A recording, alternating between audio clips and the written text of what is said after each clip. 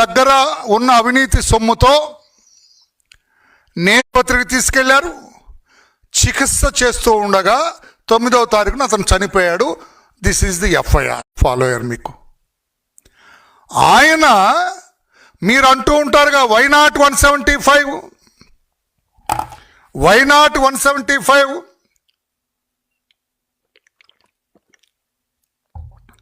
Why not 175 అని పదే పదే మీరు మీ కార్యకర్తల మనసుల్లో గుచ్చారు. మనమే అధికారంలోకి వస్తున్నామని చెప్పి. ఎన్నికలు జరుగుతున్నప్పుడు బెట్టింగ్స్ వేస్తాడు. ఈ Korlakunta Nagamalleswara Rao is a betting king. ఆ ప్రాంతంలో ఎవరినన్నా అడగండి. సత్తనపల్లి ఏరియాలో ఈ ఎన్నికల బెట్టింగ్స్ ఎవరు వేస్తారా అంటే కొర్లకుంట నాగమల్లేశ్వరరావు పేరు చెప్పి మిగతా వాళ్ళ పేరు చెబుతారు. అతను చాలా బెట్టింగ్లు వేశాడు. మా జగన్ గెలుస్తాడు, 175కు 175 గెలుస్తాము అని చాలా బెట్టింగ్లు వేశాడు. ఎంక్వైరీ చేయండి. ఊళ్ళో వర్లరామయ్య అబద్ధాలు చెప్పడు, వాస్తవాలే చెబుతాడు. అతని తండ్రిని అడగండి, గుండె మీద చేసుకొని చెప్పమనండి. ఆ వెంకటేశ్వర్లో అతని తండ్రి మీ అబ్బాయి బెట్టింగ్స్ వేశాడా అని అడగండి, చెబుతాడు. విపరీతమైన బెట్టింగ్స్ వేశాడు, చాలా బెట్టింగ్స్ వేశాడు. టీడీపీ గెలుస్తుందని, వైసీపీ గెలుస్తుందని బెట్టింగ్స్ వేశారు. ఇతను వైసీపీ గెలుస్తుందని చెప్పి చాలా పెద్ద మొత్తంలో బెట్టింగ్స్ వేశాడు. టీడీపీ గెలుస్తుందని కొంతమంది బెట్టింగ్స్. తర్వాత బయట బెట్టింగ్లు వేసుకున్న వాళ్ళు కూడా డబ్బు తెచ్చి ఇతని దగ్గర పెట్టారు. జగన్మోహన్ రెడ్డి గారు వింటున్నారా? బయట ఊళ్ళో ఆ ప్రాంతంలో బెట్టింగ్స్ వేసుకున్న వాళ్ళు కూడా ఇతను బెట్టింగ్ కింగ్ గనక ఇతని దగ్గర తెచ్చి పెట్టారు. లక్షలాది రూపాయలు తెచ్చి ఇతని దగ్గర పెట్టారు. 4వ తారీఖు ఎన్నికల ఫలితాలు వస్తాయి, గెలిచిన వాళ్ళకి ఇచ్చేయనా అని. ఆ డబ్బు కూడా ఏం చేశాడు ఈ కొర్లకుంట నాగమల్లేశ్వరరావు? జగన్మోహన్ రెడ్డి గెలుస్తాడు, వాళ్ళ పార్టీ గెలుస్తుందని ఆ డబ్బు కూడా పెట్టేశాడు. మధ్యవర్తిత్వం వహించటానికి అతని దగ్గర వచ్చిన డబ్బు, పెట్టిన డబ్బు కూడా, ఆ డబ్బు ఏం చేయాలి? గెలిచిన ఎలక్షన్ ఎన్నికల ఫలితాలు వచ్చిన వెంటనే గెలిచిన వాడికి ఇవ్వాలి. ఆ డబ్బు కూడా ధైర్యంతో why not 175, why not 175, why not 175 అన్నారు కదా జగన్ గారు. మీ కార్యకర్త ఆ మాట నమ్మాడు, వాడి కొంప మునిగింది. మీ మాటలు నమ్మాడు, కొంప మునిగింది. అసలు నన్ను అడిగితే you provoked him to commit suicide. Mister Jaganmohan Reddy, you provoked him. You have indirectly forced him to commit this suicide. నువ్వు వై నాట్ 175 అనకపోతే, పదే పదే చెప్పకపోతే, వాడి బుర్రలోకి నువ్వు ఎక్కించకపోతే ఇంత ధైర్యం వచ్చేది కాదు బెట్టింగ్ పెట్టడానికి కొర్లకుంట నాగమల్లేశ్వరరావుకి. మధ్యవర్తిత్వం డబ్బు కూడా పెట్టడానికి వచ్చేది కాదు. ఆ డబ్బు కూడా ఉపయోగించాడు. దానితో 4వ తారీఖున ఎన్నికల ఫలితాలు వచ్చేటప్పుడు వాడి ఇంటి మీద పడ్డారు జనం. గెలిచాం కదా, డబ్బు ఎక్కడుందో? డబ్బు అయిపోయింది బెట్టింగ్లో. ఈ డబ్బు అయిపోయింది, మధ్యవర్తిత్వం వహించమని ఇచ్చిన డబ్బు అయిపోయింది. దిక్కు తోచగా దిక్కు తోచక అతనికి నేను ఇప్పుడు మళ్ళీ వస్తూ కూడా ఎంక్వైరీ చేశా. అతనుకున్న ఆస్తులన్నీ అమ్మినా కూడా ఈ బెట్టింగ్స్ డబ్బు తీర్చలేడట. నాగమల్లేశ్వరరావుకున్న ఆస్తులన్నీ అమ్మినా కూడా ఈ బెట్టింగ్ డబ్బు తీర్చలేడట. అందుకు అన్యథా శరణం నాస్తి అని ఇక చేసేది లేదు, ఆ బెట్టింగ్ డబ్బులు తీర్చలేనన్న ఒక ఆలోచనతోటి అతను తన జీవితాన్ని తాను అంతం చేసుకున్నాడు. అది వదిలి ఆ ప్రభుత్వం అతని మీద దాడి చేసింది, ఆ ప్రభుత్వం ఒత్తిడి చేసింది, ఆ ప్రభుత్వం అతన్ని కొట్టింది, ఆ ప్రభుత్వం అతని మీద ఒత్తిడి. ఏ ప్రభుత్వం? ఆ రోజున ఏ ప్రభుత్వం ఉంది? ఈ మాత్రం ఇంగిత జ్ఞానం కూడా తెలియదా మిస్టర్ జగన్మోహన్ రెడ్డి మీకు? ఆ రోజున చంద్రబాబు గారు ముఖ్యమంత్రి అయ్యారు. ఆ రోజున చంద్రబాబు గారు ఎప్పుడు ముఖ్యమంత్రి? 12వ తారీఖున, జూన్ 12వ తారీఖున ప్రమాణ స్వీకారం చేశారు ఆయన. జూన్ 12కు ముందు వరకు కూడా తెలుగుదేశం ప్రభుత్వం కాదు అధికారంలో ఉన్నది, మీ ముఖ్యమంత్రిత్వంలో అధికారంలో ఉన్నది. నోటికి వచ్చినట్లుగా మైక్ ఉందని, జనం ఉందని, మీకు ఒక చెత్త పేపర్ ఉందని, పనికిరాని ఛానల్ ఉందని ఇష్టం వచ్చినట్టుగా మాట్లాడతారా? ఏం ఓదార్పేత నీ అనకూడదు. నేను ఏమి యాత్ర మీది? మీ ఓదార్పేత అంటే భయపడుతున్నారు జనం. మీరు ఆ రోజు చనిపోయిన రోజున ఎందుకు వెళ్ళలేదు? నిజంగా మీకు కార్యకర్త మీద ప్రేమ ఉంటే ఆ రోజున ఎందుకు వెళ్ళలేదు?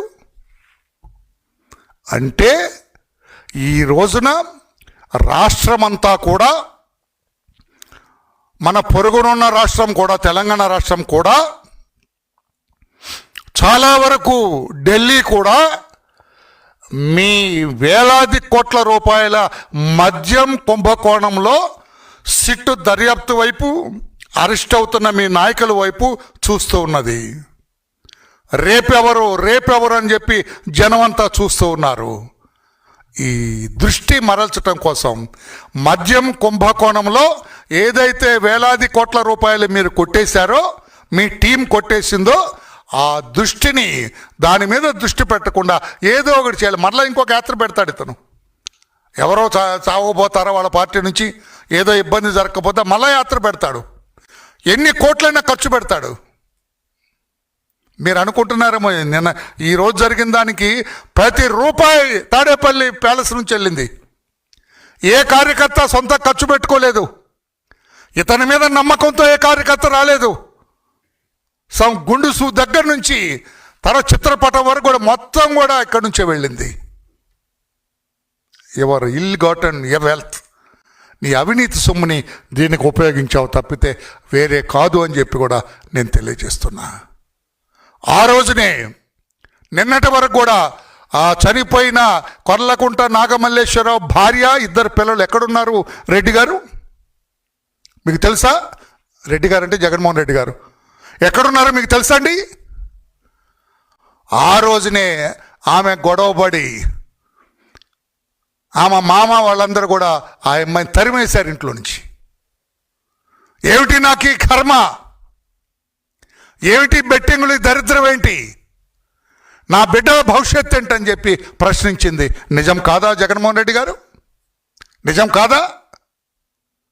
గుంటూరులో ఆ బిడ్డలు పెట్టుకొని గుంటూరులో చదివించుకుంటుందండి. మీరు వీళ్ళని కదా పలకరించాలి, పరామర్శించాలి. అయ్యో 2 బిడ్డలు దిక్కులేని వాళ్ళు అయిపోయారే, నా వైనాట్ 175 వాళ్ళ భార్య దిక్కులేనిది అయిందే అని వీళ్ళని కదా ఓదార్చాలి గుంటూరు వెళ్ళి. అంటే ఒక రాజకీయం చేయాలా? ఈ మద్యం కుంభకోణంలో మీ మీద పడ్డ ఈ బురద జనానికి తెలియకుండా ఉండాలి. అందుకోసం మీరు యాత్ర చేశారు. అవునా జగన్మోహన్ రెడ్డి గారు? ఆయన మాట్లాడుతుంటాను, నేను ఆయన మాటలు విన్నాను. నేను ఏ తప్పు చేయని కొర్లకుంట నాగమల్లేశ్వరరావు మా తమ్ముడు అన్నాడు. అయ్యా, మీ తమ్ముడికి నేర చరిత్ర ఉంది సార్. ఎస్సీ ఎస్టీ కేసు ఉంది మీ వాడి మీద. అంతకుముందు కేసులు ఉన్నాయి, 2 ఎఫ్ఐఆర్లు ఉన్నాయి మీ వాడి మీద. అతనే పెద్ద మీరు అంటున్నంత బుద్ధిమంతుడేం కాదు Nagamalleswara Rao. There are 2 cases against him. FIRs are with me now. SC ST case కూడా మీ తాడేపల్లి ప్యాలెస్ నుంచి సత్తెనపల్లి డిఎస్పీకి వెళ్తే ఆ రోజుల్లో మీ ఎమ్మెల్యే మినిస్టర్ ఎవరు అతను రాంబాబు, మీ రాంబాబు ఇంటర్ఫీర్ అయ్యి ఇతని మీద ఎస్సీ ఎస్టీ యాక్ట్ కూడా తీసేయించాడు. ఇతను పెద్ద బుద్ధిమంతుడని చెప్పుకొస్తున్నారు జగన్మోహన్ రెడ్డి గారు. నాగమల్లేశ్వరరావు మీరు అంటున్నంత బుద్ధిమంతుడేం కాదు. ఎస్సీ ఎస్టీ కేసు ఆ జనసేన కార్యకర్తను ఇష్టం వచ్చినట్టు కొట్టాడు, వాడి కులం పేరెత్తి. పోలీసులు ఎఫ్ఐఆర్ రిజిస్టర్ చేశారు ఎస్సీ ఎస్టీ యాక్ట్ కింద. ఛార్జ్షీట్ వేయాలని సంకల్పిస్తే తాడేపల్లి ప్యాలెస్ నుంచి కబురు వెళ్ళింది, మంత్రి గారు ఇంటర్ఫియర్ అయ్యారు, ఆ కేసుని పక్కన పెట్టించింది. నిజం కాదా జగన్మోహన్ రెడ్డి గారు? ఒక్కసారి మీకు చిత్తశుద్ధి ఉంటే ఎవరైనా పంపించి ఎంక్వైరీ చేయండి. బెట్టింగ్లు వేస్తాడా లేదా వీడు నాగమల్లేశ్వరరావు? బెట్టింగ్లు వేసేవాళ్ళు కాదు, ఇప్పుడు కూడా బెట్టింగ్ల డబ్బు అతను క్లియర్ చేయాలా? ఈవెన్ టుడే నేను చెబుతున్నా, ఎంక్వైరీ చేసి చెబుతున్నా, ఆషామాషిగా చెబుతున్నా, ఈరోజు కూడా బెట్టింగ్ డబ్బు కట్టాలి అతను కొంతమందికి. అటువంటి వ్యక్తిని క్రిమినల్, చనిపోయిన వ్యక్తి గురించి అనకూడదు, మరి చెప్పాలి కదా, నువ్వేదో పెద్ద దేవుడు అని చెబుతున్నావు కదా. అతన్ని బెట్టింగ్స్ చేసే కట్టే వ్యక్తిని మీరు ఓదార్పుకు వెళ్ళారు మీరు. ఇది సమంజసమా? ఇంకా అతను కట్టాలి, మీరు కట్టండి. బోల్ డబ్బు ఉందా మీ దగ్గర? చాలామంది చుట్టుపక్కల చాలామంది అసలు మీ 175 175కి స్పందించి చాలామంది కట్టారా బాబు. గ్రామాల్లో కూడా లేరు వాళ్ళు, బెట్టింగ్లు వేసిన వాళ్ళు. చాలామంది పురుగుల మందు తాగి చాలామంది చనిపోయినారు. They are not accounted for. అవన్నీ లెక్కలోకి రాలేదు. ఇప్పటికే చాలామంది గుంటూరు పరిసర ప్రాంతాల్లో తలదాచుకుంటున్నారు బెట్టింగ్ల డబ్బు క్లియర్ చేయలేక. మీ బ్యాచ్ తెలుసా? అసలు మీకెందుకండి నేర ప్రవృత్తి కలవాళ్ళంటే అంత ఇంట్రెస్ట్ జగన్మోహన్ రెడ్డి గారు? మంచి వాళ్ళు ఎవరైనా చనిపోతే ఓదార్పుకి వెళ్ళడైనా. ఇటువంటి వాళ్ళే నేర చరిత్రలు, రౌడీ షీటర్స్ చూసాం కదా మొన్న. తెనాలి అని అదాద ప్లేస్, పొదిలి అని అన్ని చూసాం కదా. నేరస్తులంటే చాలా ఇంట్రెస్ట్ చూపిస్తాడేనా? నేరం చేసిన వాళ్ళని హక్కుని చేర్చుకుంటాడేనా? I don't know why. ఈ రోజున మీరు చేసిన యాత్ర చాలా పనికిరాని యాత్ర అని చెప్పి కూడా నేను తెలియజేస్తూ ఉన్నా. అసలు దాన్ని అడిగితే పోలీస్ ఆఫీసర్స్ సరిగా దర్యాప్తు చేస్తుంటే మిమ్మల్ని ముద్దాయిగా పెట్టాలా? Abetment to commit suicide. అతను నాగమల్లేశ్వరరావు సూసైడ్ చేసుకోవటానికి పరిస్థితులు కల్పించింది మీరు. వైనాట్ 175. మీరు వైనాట్ 175 అని అంత గట్టిగా గగ్గోలు పెట్టకపోతే పాపం అతనికి ఆలోచన వచ్చేది కాదు. ఏ మామూలు బెట్టింగ్లు వేసుకొని బతికి బట్ట కట్టేవాడు. ఆ డబ్బులు ఈ డబ్బులు పక్కన పెద్ద మధ్యవర్తిగా వచ్చిన డబ్బులు కూడా ఇస్తే ఇది అయిపోయాడు, చనిపోయినాడు. చనిపోవటానికి కారణం మీరని నేను అంటాను. కాదని చెప్పే ధైర్యం ఉందా మీకు? ఇప్పటికైనా పోలీసులను అడుగుతున్న దర్యాప్తు చేయండి. అతను చావుకి వెనక కారణాలు తీయండి. అతను చావు వెనక కారణాలు తీయండి. ఎవరు ప్రోత్సహించారు అతని బెట్టింగ్లకి? ఎవరి మీద ధైర్యంతో అతను బెట్టింగ్లు కాస్తాడు? అంబటి రాంబాబా, జగన్మోహన్ రెడ్డి గారు? ఎవరు? దానికి క్షుణ్ణంగా దర్యాప్తు చేయాలని చెప్పుకొని నేను కోరుతున్నా. ఆయన మాటలు ఎవరు నమ్మటం లేదు. ప్రభుత్వం వెంటబడింది. ఏ ప్రభుత్వం వెంటబడింది? నీ ప్రభుత్వం వెంటబడింది. ఆ సీఏ కూడా నాకు అర్థం ఎందుకో నేను సీఏతో కూడా నేను మాట్లాడలేదు. సీఏ కూడా ఏం చెప్తే నీ ఆగడాలు అయిపోయినాయి రాని వార్నింగ్ ఇచ్చి ఉంటాడు. నీ ప్రభుత్వం చెల్లిపోయింది రా, నువ్వు నీ ఎన్ని కేసులు రా, నువ్వు ఎటువంటి వాడు రాని నువ్వు వార్నింగ్ ఇచ్చి ఉంటాడు.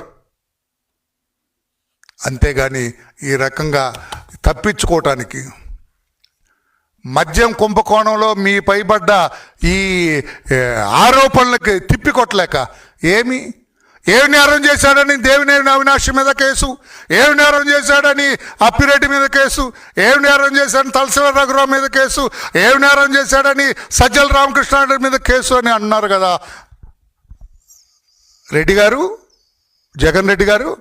మరి మీరు ఏం నేరం చేశాడని కసిరెడ్డిని అరెస్ట్ చేశారని అడగవే? జైల్లో ఉన్నాడు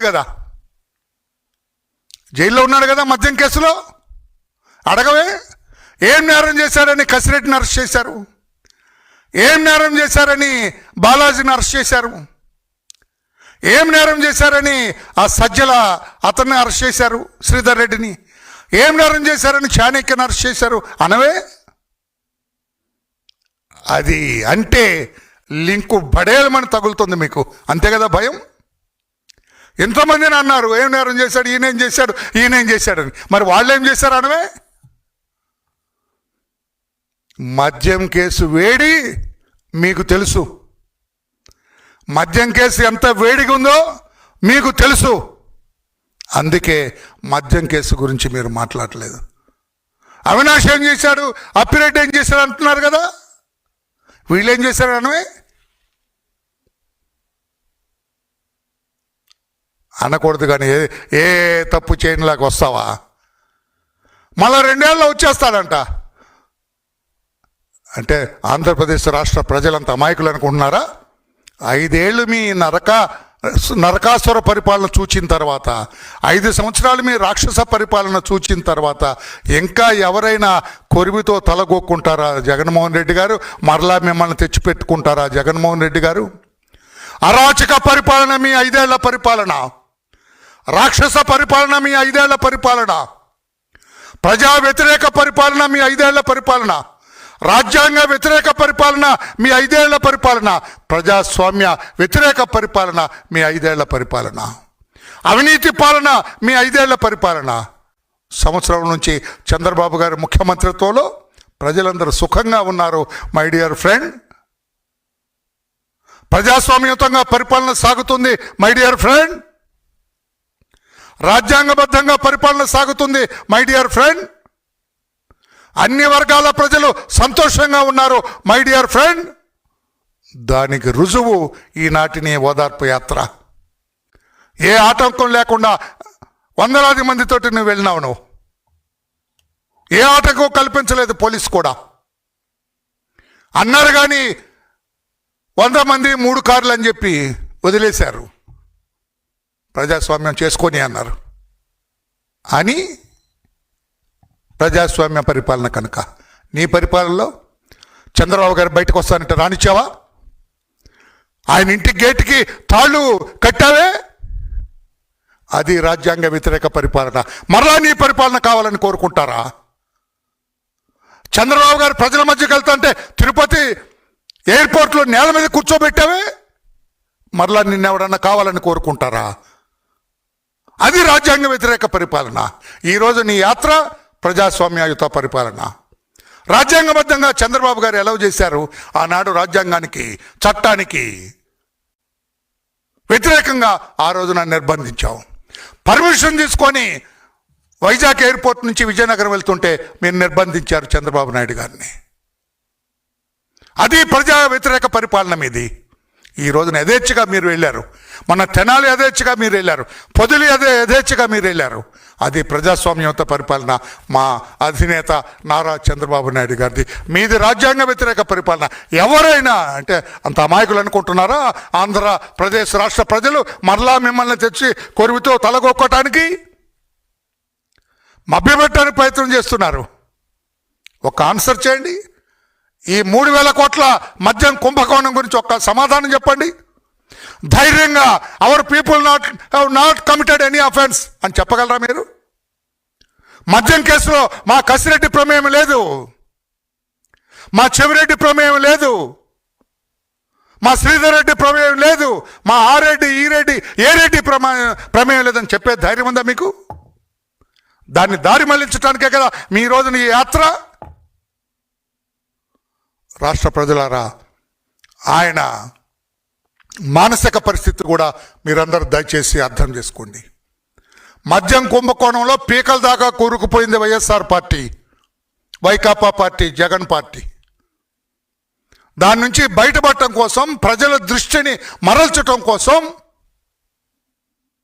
దృష్టి మరల్చు దొంగలని ఉంటారు రైల్వే స్టేషన్లో. మీరు ఎప్పుడైనా వెళ్ళారో ప్లాట్ఫామ్ 5కి వెళ్తే విజయవాడలో పెద్ద ఫోటో పెట్టి ఉంటుంది, పాస్పోర్ట్ సైజ్ ఫోటోలు అంటించోట, దృష్టి మరల్చు దొంగలు. రైల్వే స్టేషన్ ఏమంటే మీ షర్ట్ మీద ఏదో మురికి పడిందని అంటారు. నువ్వు వీటి చూడటంతో ఆ బ్యాగ్ లాక్కి వెళ్ళిపోతారు. వాళ్ళు దృష్టి మరల్చు దొంగరు. ఈయన కూడా అంతే, దృష్టి మరల్చు దొంగ. మద్యం అవినీతి కుంభకోణం మీద దృష్టి వెళ్లకుండా ఈ రోజున ఓదార్పు యాత్రని, ఆ యాత్రని, ఈ యాత్రని, రైతుల మీద ప్రేమ అండి. మన పొదిలి వెళ్ళటానికి ఎప్పుడైనా చూసామా? వాళ్ళెవరు రౌడీ షీటర్స్, వాళ్ళంతా సంఘ విద్రోహ శక్తుల్ని పోలీసు లేదా కొంచెం ప్రజలకు ధైర్యం చెబుదామని ఏదో చేస్తే అక్కడికి వెళ్ళారు ఆయన. ఇంకా రేపు క్రిమినల్ ఏదైనా చేస్తే వెళ్ళిపోతారు ఆయన. అర్థం చేసుకోండి అని చెప్పి కూడా తెలియజేస్తూ, ఇట్ ఈజ్ ఏ మానసికంగా ఇట్ ఈజ్ ఏ ఫెయిల్యూర్ యాత్ర. ఈయన చేసిన ఓదార్పు యాత్రకి ఏమాత్రం కూడా సంబంధం లేదు. అతను ఆత్మహత్య చేసుకున్నది జగన్మోహన్ రెడ్డి గారు వైనాట్ 75 అవటం వల్ల అతను బెట్టింగ్లు పెట్టి పూర్తిగా మునిగిపోయాడు కనుక ఆ డబ్బు తీర్చుకోలేక అన్నిధా శరణం నాస్తని అతను ఆత్మహత్య చేసుకున్నాడు తప్పితే జగన్మోహన్ రెడ్డి చెప్పే కారణాలు కావు అని చెప్పి కూడా తెలియజేస్తూ, ఇటువంటి తప్పుడు యాత్రలు, ఇటువంటి వెకిలి యాత్రలు చెయ్యొద్దని చెప్పి కూడా జగన్మోహన్ రెడ్డి గారికి తెలియజేస్తూ, మీ అబద్ధపు మాటలు, మీ అబద్ధపు వేషాలు, మీ అబద్ధపు మోసాలు నమ్మే స్థితిలో రాష్ట్ర ప్రజలు లేరు అని చెప్పి కూడా తెలియజేస్తూ, చంద్రబాబు గారి పరిపాలన అందరూ ఆస్వాదిస్తున్నారు. అన్ని వర్గాల ప్రజలు సంతోషపడుతున్నారు. తల్లికి వందనం కావచ్చు, మెగా డిఎస్సి కావచ్చు, 4,000 రూపాయల పెన్షన్ కావచ్చు, అన్న క్యాంటీన్లు కావచ్చు, ఇవన్నీ కూడా ప్రజలందరూ సంతోషపడుతున్నారు. రేపు మెగా డిఎస్సి పూర్తవుతుంది నెక్స్ట్ మంత్లో. అన్నదాత సుఖీభవ రాబోతుంది రైతులకి. బస్సులో ప్రయాణం ఆగస్టు 15 నుంచే మహిళలకి ఉచితంగా రాబోతుంది.